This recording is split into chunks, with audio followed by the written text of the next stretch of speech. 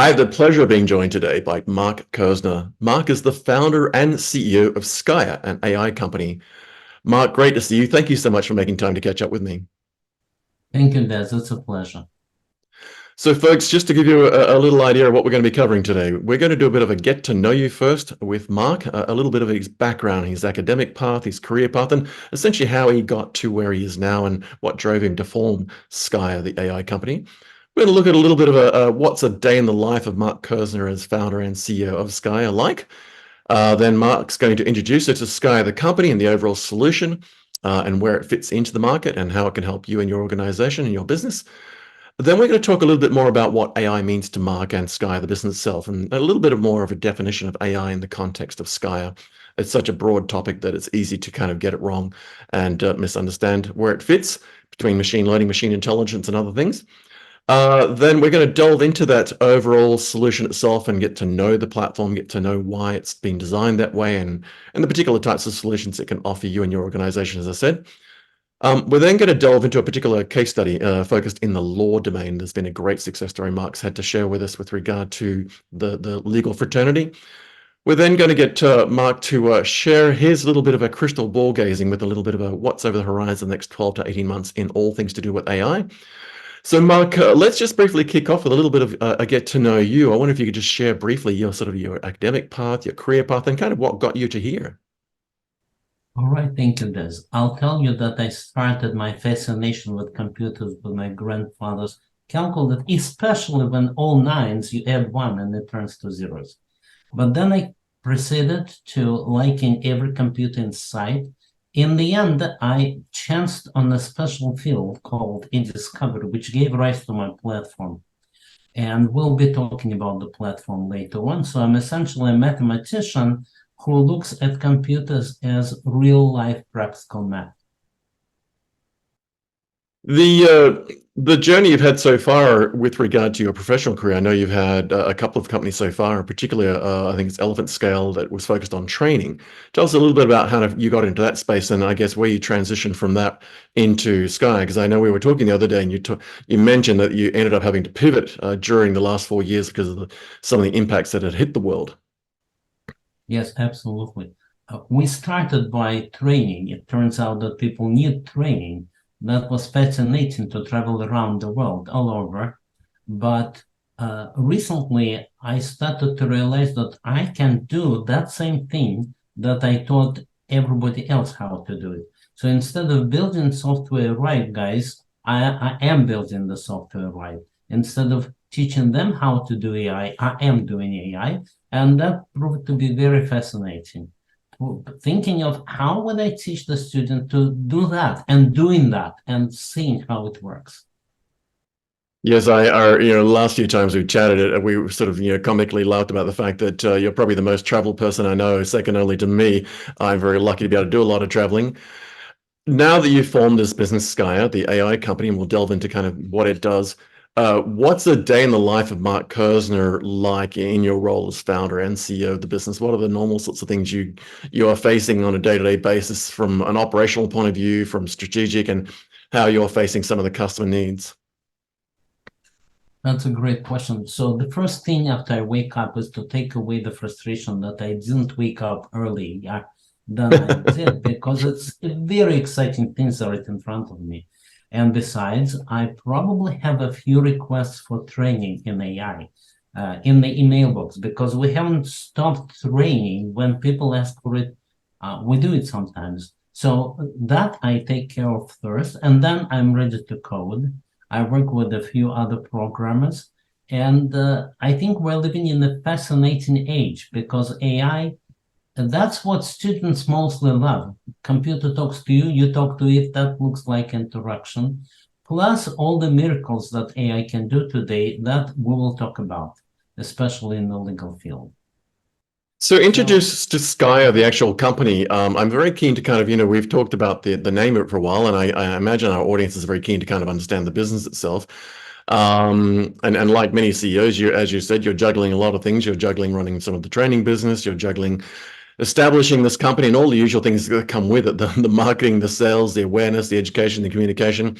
But the company itself, walk us through the organization. Where does it fit? What's the actual solution offer? And we can sort of delve into some of those details. Well, the company helps people to implement AI. That's the short of it. The longer part of it is that after I implemented a couple solutions, I saw that pretty much everybody faces the same problems. First of all, they need AI to work. Secondly, they want to talk to their documents. Thirdly, they run into all kinds of bottlenecks, and that's common. So then I realized I could help a lot of people by doing what I have done for those few first ones. And that is what the company does, implements AI and then solves all the accompanying problems. And you took me through this the other day when we were talking about it, but I'd love for you to walk us through it again in a little bit more detail for our audience who obviously wasn't part of that conversation. Let's just start with your approach to the solution. What sort of brought you to implementing it in the way you did in the particular platform and specifically the VM-based approach? Well, that's a very interesting story because it kind of happened and then I saw the benefit of it. What happened is that I went through already 3 closed source projects by then, and I was afraid that my previous employer will sue me because I stole his code. Right. To make sure that he doesn't, I made my next project open source. And later I found out that he did hire a guy who read through all the code and who said, no, Mark didn't steal one line. So that became an open source project. And in fact, it's the only open source project in eDiscovery, and it is the top on Google naturally.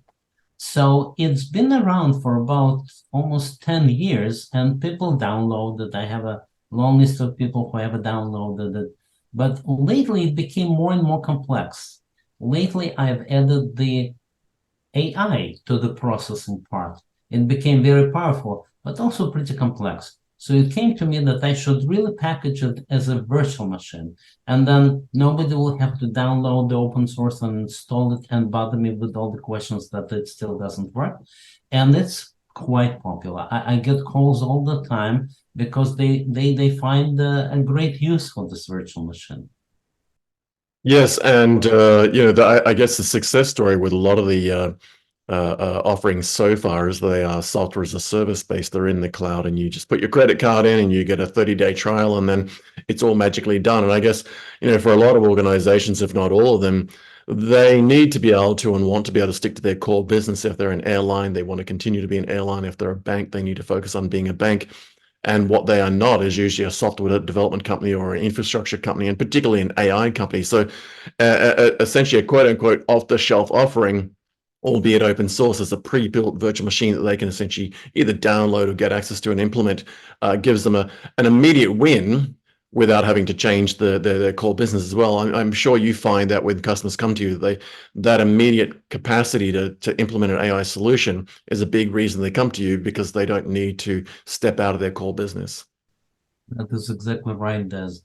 Plus, there are a few other factors. Many people are hesitant to give their data to AI. They say, what if it leaks? And there have been proofs and incidents where it did leak. So they don't want no control after they implement the solution. No, just the opposite. They want to have control. Having that VM allows them to potentially use a different model. You don't have to use ChatGPT, even though I love it, but you can use Llama, for example, and never reveal your data to the outside world, and Llama doesn't steal it. So yeah, that whole privacy thing is a big issue, isn't it? Particularly yes. A combination of data privacy from the challenge of not knowing quite where it goes with your SaaS or PaaS-based infrastructure as a software or platform as a software. It's great to be able to immediately ingest data and get all those capabilities. At the same time, we don't always know what's behind door number 2. And as you said, there are actual case studies out there where, in one particular case, quite concerning, a semiconductor put a bunch of their data and source code into one of them. We won't name which one, only to find that it was then available to competitors. Yeah, silent about that. We won't name them in case we get sued. But it was concerning that they put a lot of their intellectual property and design and code and other elements into this platform. and with the expectation that it would be essentially firewalled from other customers, only to find out that that data had been used to train the backend internally, and that a competitor effectively had been able to be fed their IP in different forms. And I've had the same example where I've got some open source that I've written under a different profile, and it's been fed back to me, and I have a bunch of ways to proving it. And so I guess that challenge is, how much of the open platforms in the SaaS environment do you use, and have to then trust what they do with your data without having any governance and control around that, and all being able to protect yourself through your own security team, versus what you can do in another format. And even if it's a third-party hosted virtual machine, whether it's a cloud-based hypervisor or somewhere in a dedicated piece of hardware in a data center being managed by somebody, if you're putting it in your VM, in your solution, you can effectively control and firewall and provide governance and regulatory control on that, knowing that the data is landlocked in that VM. And I imagine with the example we're going to talk about soon, with regard to law, that is a very big issue, in that you cannot put case data in there with any risk whatsoever that is going to actually leak in any way. Yes, absolutely right. And keep in mind, these people are not evil. Sometimes the data leaks out without intent. Yes. And it's well known you can hack the people and they will not even know. So you feel much better when it is all contained to a virtual VM. And in fact, maybe you choose to deploy it into an open but contained on your VM model. Then it's very little chance of leaking. Yeah, in fact, I heard an interesting quote listening to some interviews yesterday around this space, and a major incumbent, there's a search engine platform and a webmail platform and a cloud storage platform. One of their team leads had described its current state of things, where they weren't quite comfortable going to the market with their artificial intelligence offering because they had a culture of perfection, and that when they run out an offering, it needs to be perfect and needs to be safe and secure and proven. And then they compared themselves to one of the other incumbents that's probably become the fastest growing offer of SaaS-based AI at the moment, without naming them, where the latter had operated very much a traditional Silicon Valley mentality of move fast, break things, and ask for forgiveness later, which is all well and good if you're just doing, web search or even potentially, cloud-based email for free. But when you're doing something critical, particularly in the form of AI, where people are making legal decisions or business decisions. And there was that case we talked about the other day, but just for our audience, where there was a circumstance where an airline in Canada had a situation where they implemented a chatbot with one of the SaaS-based solutions without fully testing it, and put it into operational status. And then very quickly people started using it. And a gentleman, we recently run a case where he had a conversation with a chatbot on the website, asking essentially a simple question, which is, under these circumstances of this particular ticket, if I cannot make the flight, can I get a refund? And the chatbot apparently said yes, and he took screenshots of it in case it was going to be reneged.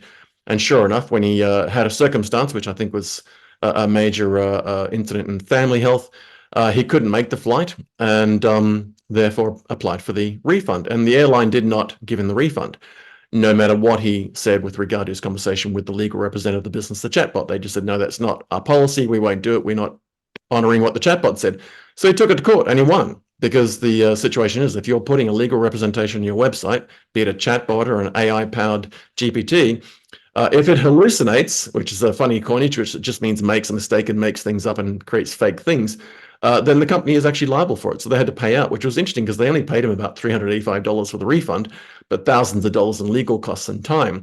And I imagine you're seeing that on a regular basis now, which is another reason, probably, I imagine, why you've gone to the approach you have, which is not just from a build and design implementation point of view, but also there's a massive value proposition in a positive sense that having it all inside your virtual machine and being able to corral and control that in a firewall domain means that companies now can comfortably put their data in your platform.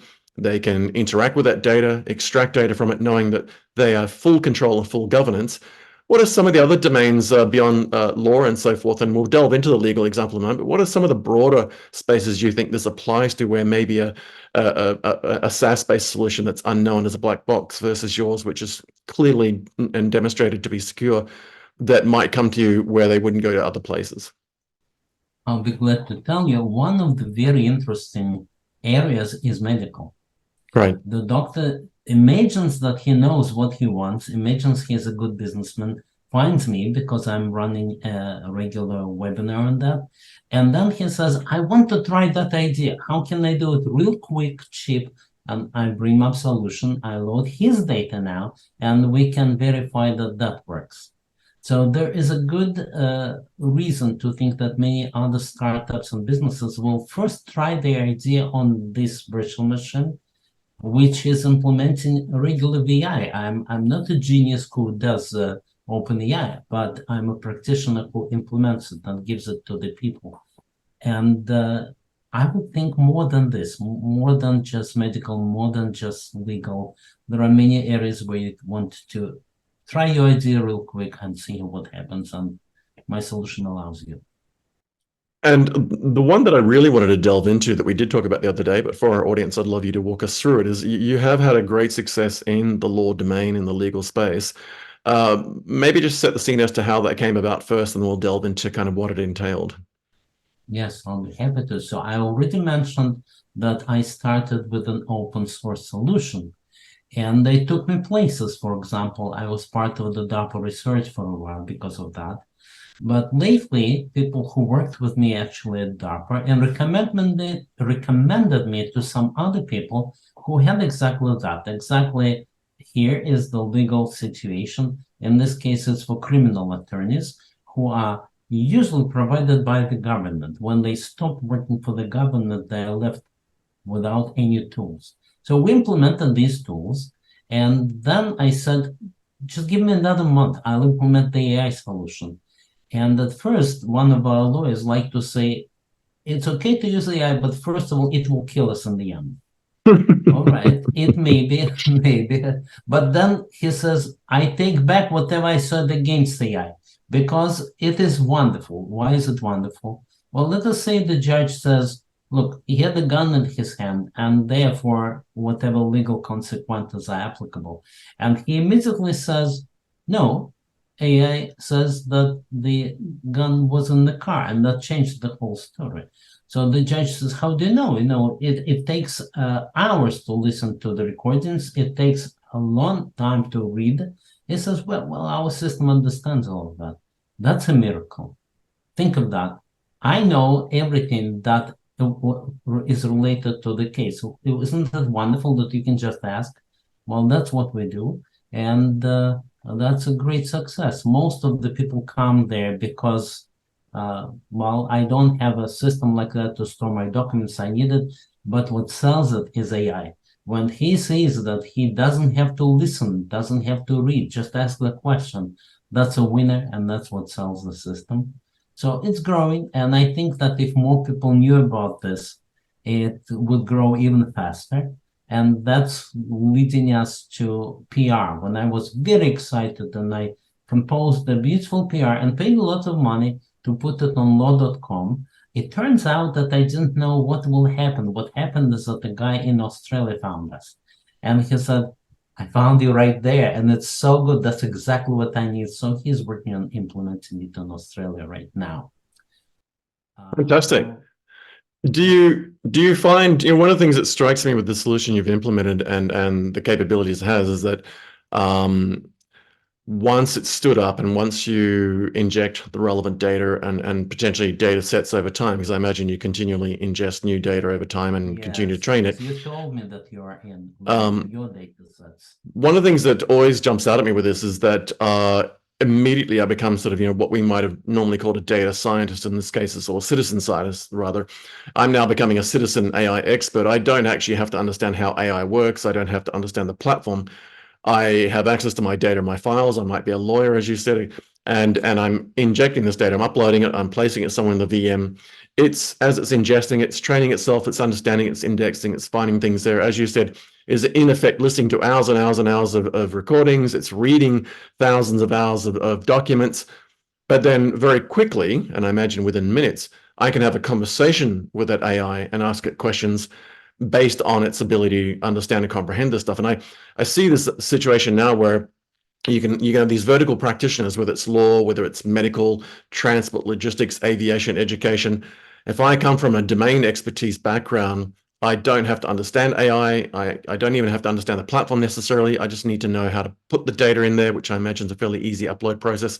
And then very instantly, I am empowered with your AI platform. Is it fair to say that that is the approach that your platform essentially democratizes AI in many ways, and that I don't have to be a domain expert in AI? I can continue just to be a domain expert in my space, such as law, for example. That's very well put.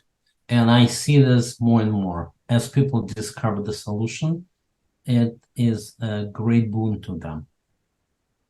I imagine it's like I'm not Sorry a to interrupt, yeah, but I no, would like go. to mention one thing. These technologies are amazing in the sense that even transcription, that's converting recording to words, even that is magical in the sense that it takes 10 times less for the computer than for the human.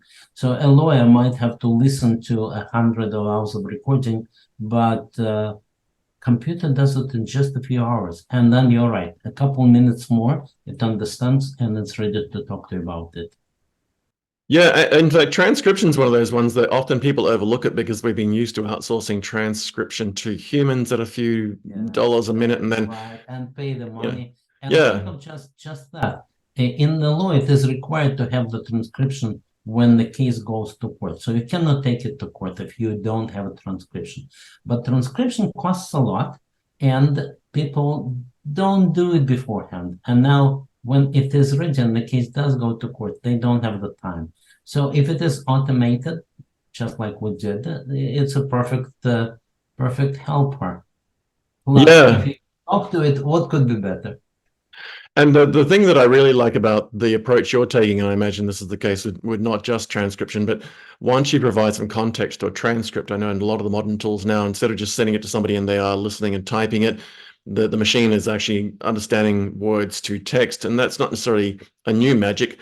But the thing that I do like with the implementation of some of the AI platforms, and I know yours is one of them, is that as you're reading the transcript, if you have found a situation, you can essentially tag a speaker and it will instantly retag the entire transcript, knowing that text and that speaking, that voice is that speaker. And it can remove a lot of the contextual issues where if I'm reading a transcript where I don't have names and times against that, maybe on the left-hand side saying this is when Mark spoke, this is when Des spoke, it's easy for me to misinterpret that something being said was by the other party. And in that case, in law, I imagine that, if somebody's misreading the transcript and isn't clear that it's me speaking, then you speaking, it's very easy to misinterpret who was holding the gun at the time based on a statement or something like that fact. And I do like that you've democratized that in a platform, but I also do like the fact that you can scale it now. And that is that I imagine that once you put it in place, it isn't just that me, one lawyer and one legal firm is doing it. It can now empower the entire legal firm with the same platform. Yes, absolutely. One thing that you mentioned, it's very precise transcription. One time there was a father who broke into the interrogation scene and he started talking about whatever he was. The system recognized that as well. It said that was the policeman, that was the suspect, and that was his father accidentally, has nothing to do with it, but here his words. So that's one thing. And another thing you mentioned that what did you mention? So the democratization across the company, you mean? Democratization, right. Yeah. One of the use cases that we have is that I want to look at all 450 cases that you as an agency ran, and I want to derive some conclusions from that. So it wouldn't be impossible before, but it is quite possible now. Yeah, and that's often been the case with organizations that are not so much small, because you often have, particularly in law firms, you might have 3 to 4 practitioners. They're in a shared space or even in offices, and they can sort of have those town halls and compare case studies. But once you get to 100 people or 500 people or more, there's just no way that that shared knowledge can be done in a physical sense. And yet, I imagine when they put it in your platform, and if there's 100 different people with different cases and case histories, once they've ingested that knowledge is leveled across the playing field. Legal specialist 1 versus legal specialist 2 can now start to query the entire data set. And I may never have gone to a case on a particular circumstance, and maybe half of our company has, but I can now delve into the experience the rest of the company has had for my first case and still go to that with effectively, years and years of case study and history behind me, and potentially win a case based on that experience rather than just having to do it the first time myself. Absolutely right. And think of that. People were trying to do it. Let's say you have a big lawsuit and a team of reviewers So every review is different, and we want to imagine some kind of higher level of intelligence that understands all of the reviews, but there is none. So one person in the team does it in one way, and another does it in another way, and it's not possible to reconcile that. At least not quite possible. So they have managers and they have meetings. Sounds very old-fashioned. Now AI can do all of that. Healthcare is one that jumps out at me immediately as well, Mark, and I know you've done a lot of work in this space in various areas. I'd be keen to get your thoughts around the impact on healthcare. Absolutely. The big companies are looking at healthcare, of course, but I saw a report somewhere that the major innovations will come from in the field practitioners, those who exactly see what's needed, not the approach that I will prove to you that my hospital is the best, but rather I will put this in the hands of the nurses and doctors.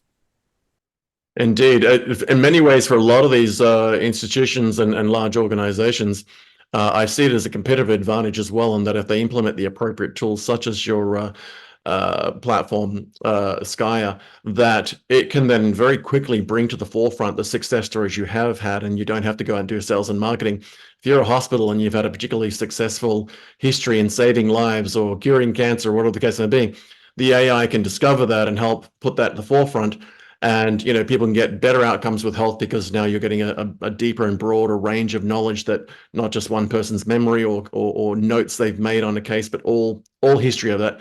Over time, those organizations who have been able to provide good outcomes are going to continue to provide better outcomes and potentially win new business, because the AI platform is actually helping them increase that level of success, increase the level of good outcomes. And in healthcare, there's no such thing as too many good outcomes, is there? No, you're right. And then don't forget, it's better healthcare means better lives and better business as well. And you mentioned that we have the California approach. Let's break things. So our solution may not be a perfect solution for people just yet, but we're not afraid to put it out. People come, they say, this is good, but that doesn't work. It's okay. That's what I meant. I meant that you will ask me that question and I will fix that also. So being slow but being fast, that's one of the approaches. We do it. When we think about artificial intelligence in general, there's so many nuances to it. Is it machine learning? Is it machine intelligence? How much supervised training has it had? A lot of times people ask me just generally, what does AI mean? And I'd love you to kind of share just briefly your thoughts over a couple of minutes of when you talk to people, whether you're in a boardroom or on a Zoom call, and somebody's having a conversation with you. I'm sure there's a point where they sort of have this epiphany or eureka moment, and they just ask you to explain, what does artificial intelligence mean to you, and particularly in the context of ScaIA, because it's such a broad context and it's a broad topic. So maybe just walk us through the overall umbrella sort of thinking of, when you think about artificial intelligence, how does it sit with you? How do you describe it in broad terms? What does artificial intelligence really mean in your world, in your context? Well, it's a great question. I will start a little bit with the history. 5 seconds, no more, I promise. No, that's okay. Go all the time you like. Okay. People wanted to have their computers be like humans. That's in all science fiction books. And they overpromised. There was what's called the freeze of AI. When that happened, they continued doing the work, but they called it machine learning. And now everybody's trying to say that's machine learning, that's AI. Well, it's all marketing. Really, there's only one thing, call it machine learning or call it AI, that does magic.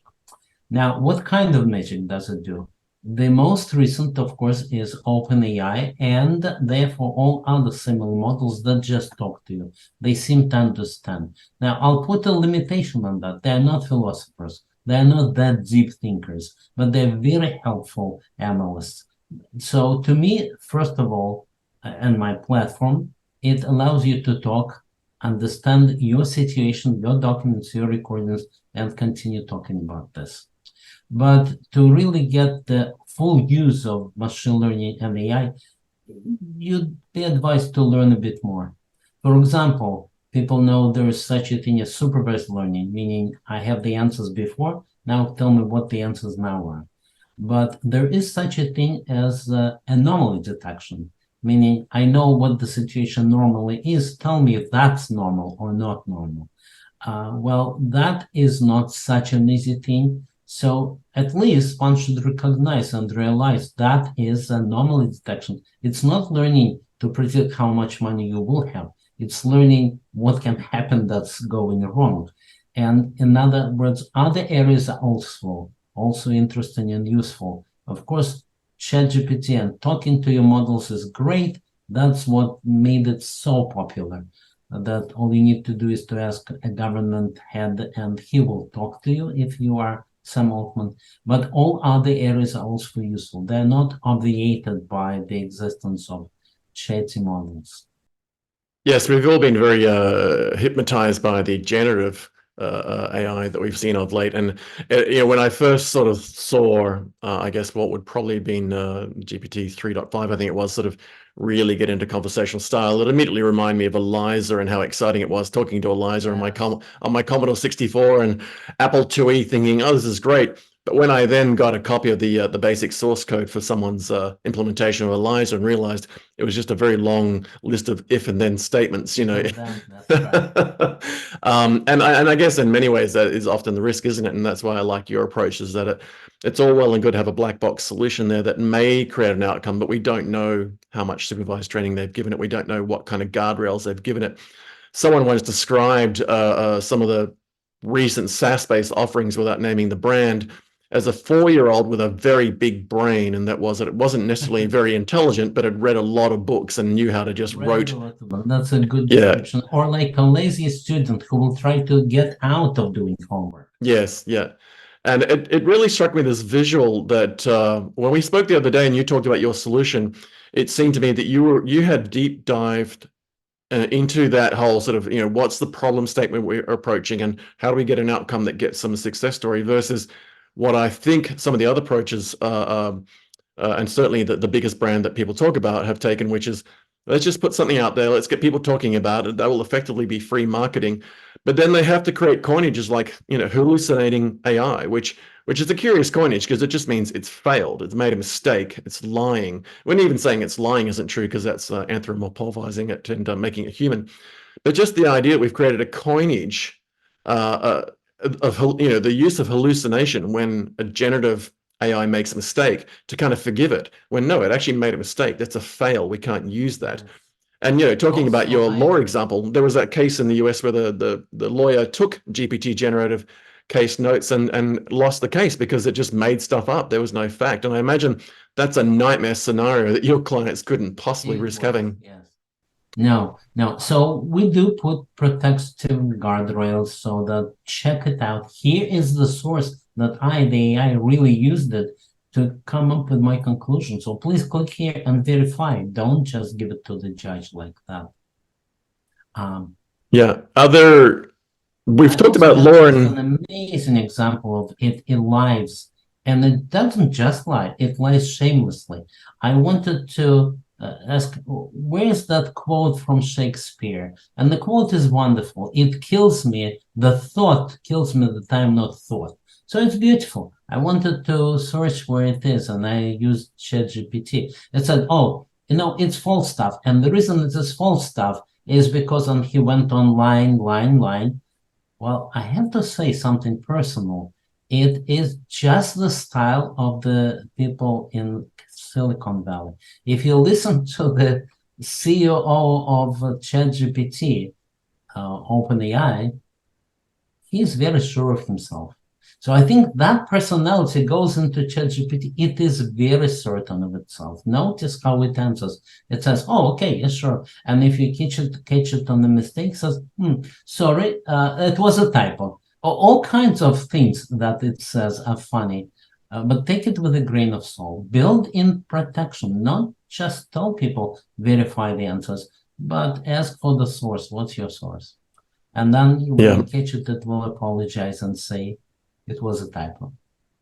Yes, there's another famous line that I forget the origin of, but the idea is if you put a billion monkeys in a room with typewriters, they will eventually over time create the works of Shakespeare. And that often makes me think of kind of the GPT approach, so this generative Yes. pre-trained transformers where we throw in so much information at them, when we're throwing a million monkeys at the data, that it's producing something that looks intelligent. But one of the concerns I have, and I'm keen to get your thoughts on this, is that, there's a huge push now, and certainly from your background with training, I'd be interested to get your take on this, and that is that, there's whole schools of thought and whole training programs of teaching people how to write prompts for these GPTs now, and and we can demonstrate that asking the same thing 3 different ways gets 3 different outcomes based on different prompts. And one of my favorites is when people are writing, say, blogs with it, and you say, act like a journalist. But you can then say, act like a technology journalist, or act like an education journalist, or act like a business journalist. But then when you actually feed it the same content, it will produce 3 completely different versions, making stuff up, that are often nonsensical because it's trying to make you happy by looking and feeling like someone from health or education or business or technology. And we've done this by doing things like just feeding it a press release, a generic press release from a company, and you ask it the same thing 3 different ways. You don't effectively get the same answer back 3 different times. You get 3 different versions, which is not what you want. So if you're in a healthcare situation, you're asking, what was the trajectory of the bullet? You can't have 3 different versions. It either went in and out this way or it didn't. And it's not constructive to come from 3 different directions trying to find the bullet if you are asking essentially the same question 3 different ways. And I do worry, and I'm keen to get your thoughts around this, that we have a situation now where we are training people to ask questions in the correct way. In other words, preparing prompts to get the GPT to create the answer we want, as opposed to assuming the platform can give us the correct answer no matter how we ask it. What's your take on that challenge, and how do we approach that?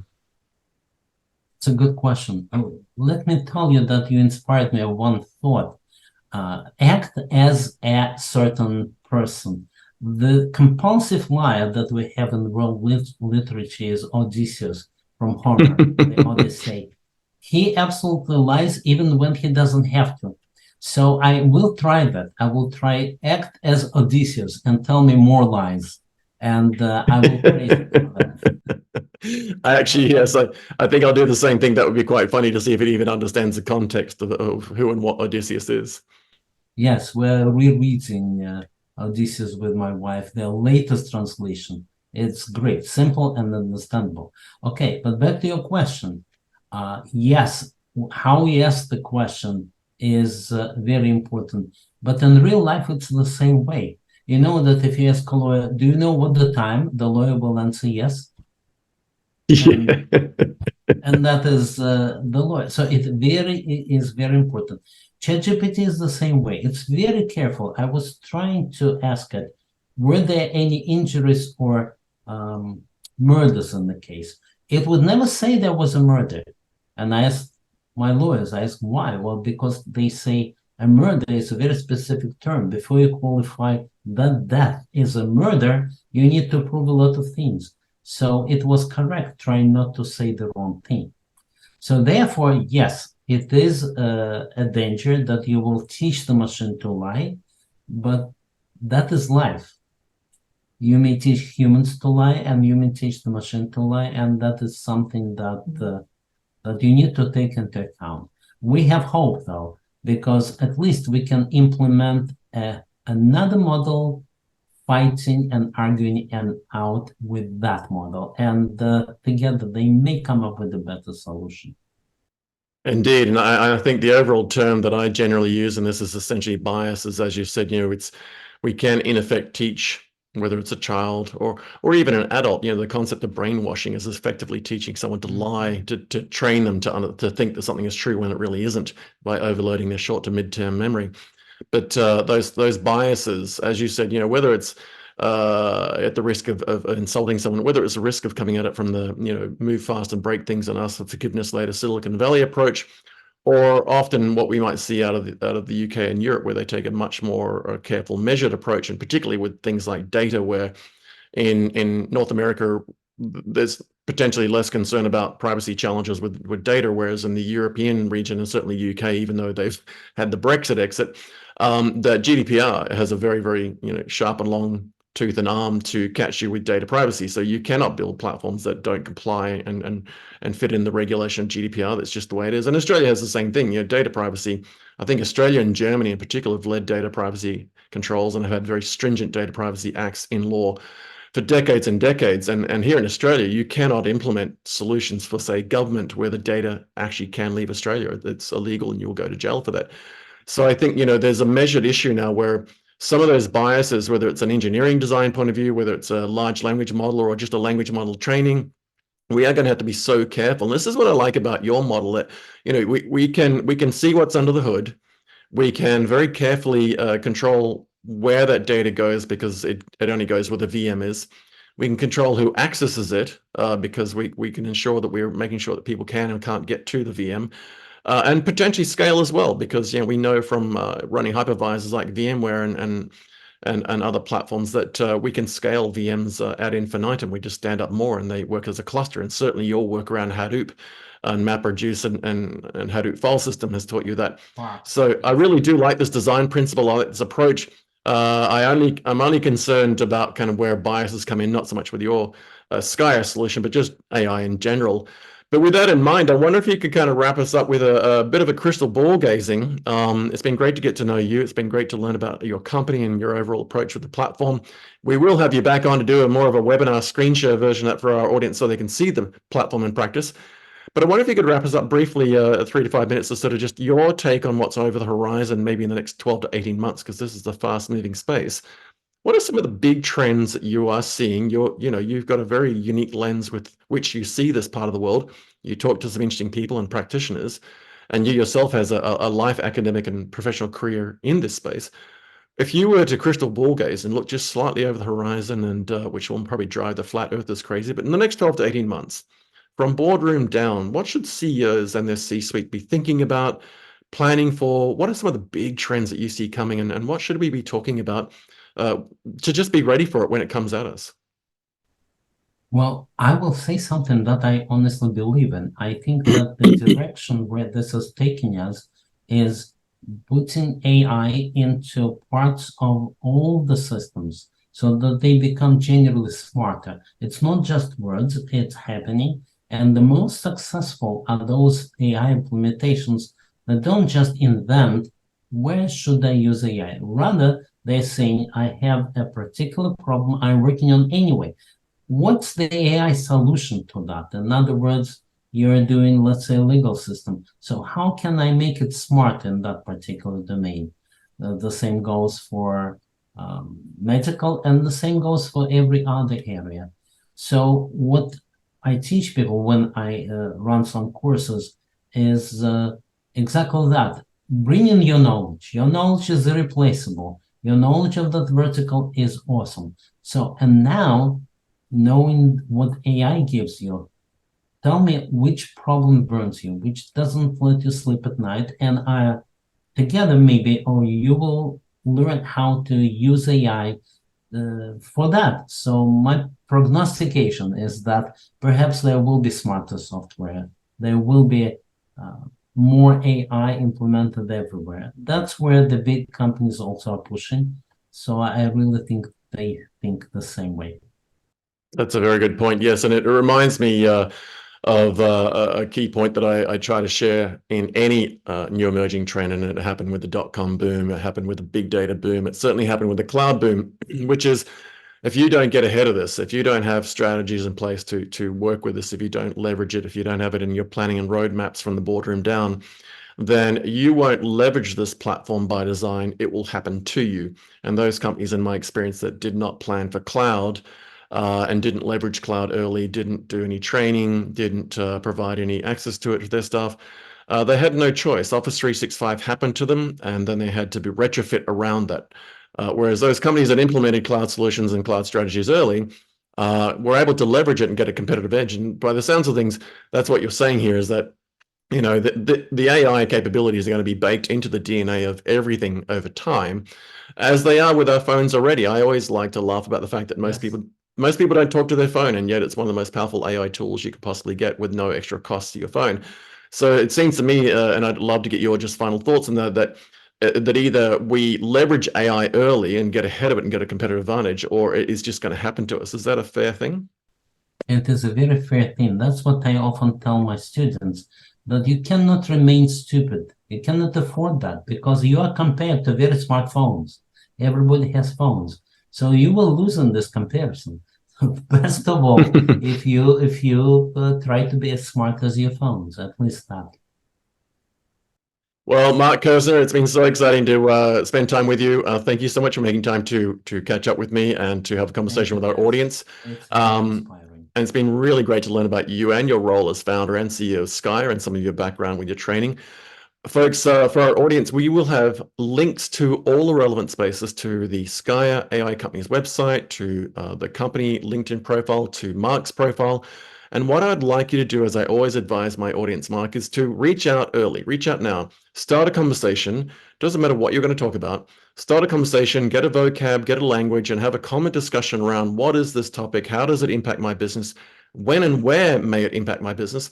And leverage Mark and his team and ScaIA's capability now, get ahead of this game, and leverage AI early and soon as you can for all the strengths and benefits it brings. Don't let AI happen to you. And on that note, Mark, thank you so much. Have a great afternoon or evening. We will look forward to having you back again soon.